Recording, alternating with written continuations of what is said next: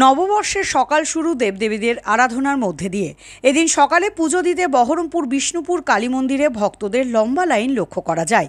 মুর্শিদাবাদের বিভিন্ন প্রান্ত থেকে এই মন্দিরে পুজো দিতে এসেছেন ভক্তরা। মন্দিরের সেবায়িত জানান, সকাল 6টা থেকে পুজো শুরু হয়েছে। এখনও পর্যন্ত প্রায় 1000-500 মানুষ পুজো দিয়ে গেছেন। আজ সারাদিন চলবে মায়ের পুজো। হ্যাঁ, আজকে নববর্ষ, বছরের প্রথম দিন। মায়ের কাছে সবাই তো আসবেই, যেন বছরটা ভালো কাটে। আজকে এখানে বহরমপুর থেকে শুধু নয়, বহরমপুরের বাইরেও বহু মানুষ আজকে মায়ের কাছে আশীর্বাদ দিয়ে যায়। সকাল 5টায় মন্দির খোলা হয়েছে, তখন থেকেই মন্দিরে লাইন পড়ে গেছে। তো এই লাইন মোটামুটি 2টো, 2:30, 3টে অবধি থাকবে। সারাদিনই পুজো থাকবে।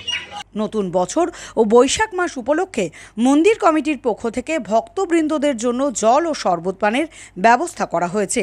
ভক্তদের কথায়, এই মন্দিরে পুজো দিয়ে মনের শান্তি উপলব্ধি করেন। তাই বছরের শুরুতেই মায়ের আরাধনা দিয়েই দিনটি শুরু করলেন সাধারণ মানুষেরা।